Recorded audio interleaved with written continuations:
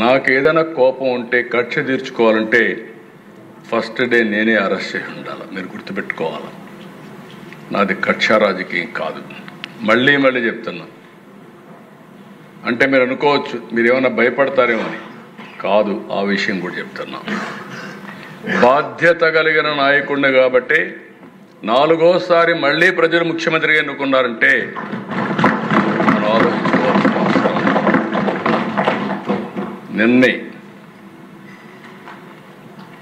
బ్రహ్మోత్సవాలకు వెళ్ళాను.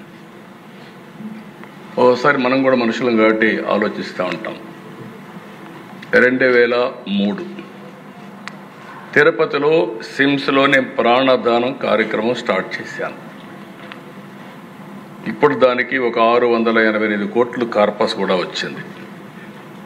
అది స్టార్ట్ చేసి నేరుగా బయలుదేరి పట్టు వస్త్రాలు దేవుడికి సమర్పించాలి, ప్రభుత్వ లాంఛనాలు. ఎగ్జాక్ట్గా అలిపిరి,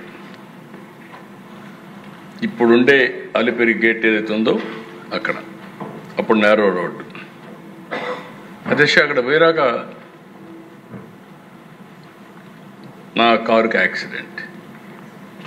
ఐ థాట్, నాకు తెలియదు, నేను ముగ్గురు ఎమ్మెల్యేలు ఉన్నాం,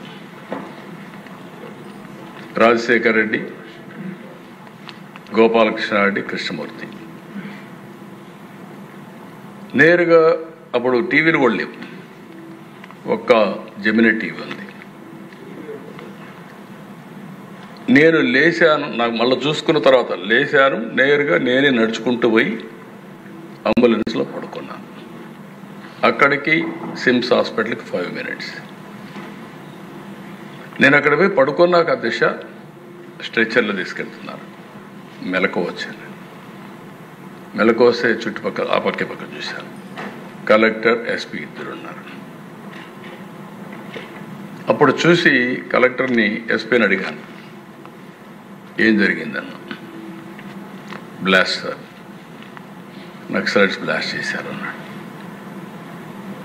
అప్పుడు నాకు రీకలెక్షన్ కూడా, అంటే ఆ స్పరాది మూమెంట్ ఏం జరిగిందో తెలియదు, ఎందుకు తెలియదు అని అడిగితే డాక్టర్లు చెప్పినటువంటి అడ్వైస్, ఒక్కొక్కసారి మైండ్ ఆ నిమిషం బ్లాక్ అవుతుంది, బ్లాక్ కాకపోతే అక్కడి నుంచి ప్రాబ్లం వస్తుంది కాబట్టి బ్లాక్ అయి మళ్ళా రిలీజ్ చేస్తుందని చెప్పే పరిస్థితికి వచ్చారు.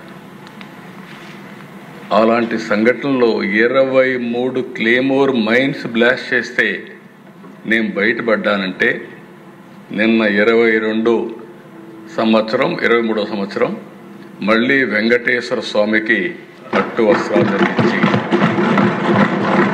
నేను ఆశీస్సులు తీసుకొని వచ్చాను. అంటే ఏంటి అధ్యక్ష ఇది సాధ్యం? అంటే మహిమ ఉందా అంటే ఉందని చెప్పాలి. అదర్వైజ్ 23 క్లేమోర్ మైన్స్ని అలాంటి సంఘటనలు ఎవరు బయటపడింది లేదు.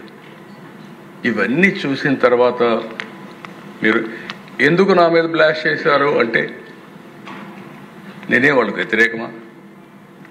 వాళ్ళకు నాకు సంబంధం ఉందా? కాదు. నేను ఒకే మాట చెప్పాను, అభివృద్ధి చెందుతున్న ఇలాంటి దేశంలో మీరు అవుట్డేటెడ్ సిద్ధాంతంతో లా అండ్ ఆర్డర్ మీ చేతుల్లో తీసుకొని తుపాకీతో మీరు రాజ్యం చేస్తామంటే కుదరదు. ఇది సమాజానికి మంచిది కాదు. మీరు కూడా మెయిన్ స్ట్రీమ్కి రండి. ఆ రోజు కూడా నేను చెప్పింది ఒకటే చెప్పాను దేశం, మీరు గుర్తుపెట్టుకోవాలి. ఈ సమస్య రాజకీయ, ఆర్థిక, సామాజిక సమస్య. ఈ 3 హ్యాండిల్ చేయాల్సిన అవసరం ఉంది, కొంత సమయం కావాల్సిన అవసరం ఉంది. అంతేగాని మీరు ఈ 3 సమస్యలను ఒకటే రోజు పరిష్కారం చేస్తాం మీరు తుపాకీతో అంటే కరెక్ట్ కాదని చెప్పి నేను పోరాడితే కడాన్ నా మీదనే దాడి చేసే పరిస్థితికి వచ్చారు. బట్ నేను భయపడలేదు.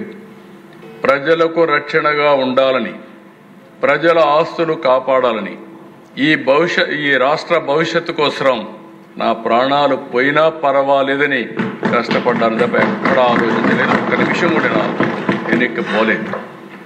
రాయలసీమ ఎన్ని ఫ్యాక్షన్స్ అండి, మామూలు ఫ్యాక్షన్స్ కాదు దిశ.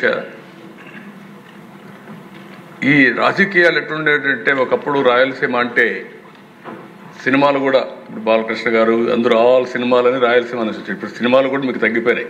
రాయలసీమ పౌరుషాలు లేవు. ఇప్పుడు రాయలసీమ రతనాలసీమ అయిపోతా ఉంది. రేపు రాబోయే రోజుల్లో వేరే ప్రాంతాలకు మీరు హీరోస్ని తీసుకోవాలి, కథలు తెచ్చుకోవాలి తప్ప రాయలసీమ నుంచి వచ్చే పరిస్థితులు కూడా లేరు. ఐ రిమెంబర్ అధ్యక్ష, రాయలసీమలో పట్టుదల పెట్టుకునేవాళ్ళు. ఒక్క మాట చెప్పాలంటే ఫ్యాక్షన్లో, రోడ్ యాక్సిడెంట్లో, తీవ్రవాదుల వల్ల చనిపోయినటువంటి పిల్లలకి నేను కుటుంబ పెద్దగా ఉండి చదివించాలని ఎన్టీఆర్ మెమోరియల్ స్కూల్ పెట్టాను. నేను అక్కడ చదివించాను. చదివించిన తర్వాత దేశ ఆ పిల్లల్ని ఒకరోజు ఇంటరాక్ట్ అయ్యాను పోయి, ఏంటి బాబు ఏమవుతామని. సార్ చదువుకుంటాం, మీరు చదివిస్తున్నారు, చదువుకున్నాక ఇంటికి వెళ్ళి మా నాన్న చంపాడు కదా, అతన్ని చంపి తర్వాత ఆలోచిస్తాను. అంటే అక్కడ ఏ విధంగా అయితే ఆడవాళ్ళు కూడా దిశ మన సాంప్రదాయ ప్రకారం, హిందూ సాంప్రదాయ ప్రకారం ఈ కుంకుమ ఇవన్నీ తీసేసి ఇవన్నీ ఒక పద్ధతి ప్రకారం మన సంస్కారాలు అవన్నీ లెగసీగా వచ్చే సమస్యలను ఇది చేస్తాం. కానీ అప్పట్లో కొంతమంది లేడీస్ అయితే ప్రతిమ చేయించుకునే వాళ్ళ పిల్లల దగ్గర నుంచి, నువ్వు పెరిగి పెద్ద అయిన తర్వాత మీ నాన్నను చంపిన వాడిని చంపిన తర్వాత ఆయన ఆత్మ శాంతి కలుగుతుంది, అప్పుడే నేను ఈ కుంకుమ పసుపు అని తీసేస్తానని చెప్పాడు. అలాంటిది దేశ పోరాడాం. కడాన ఇప్పుడు కూడా చెప్తున్నాను దేశ, ఇక్కడే ఉన్నారు, భూమా నాగిరెడ్డిని అరెస్ట్ చేశా. నా మాట వినకపోతే బైరెడ్డి రాజశేఖర్ని అరెస్ట్ చేశా.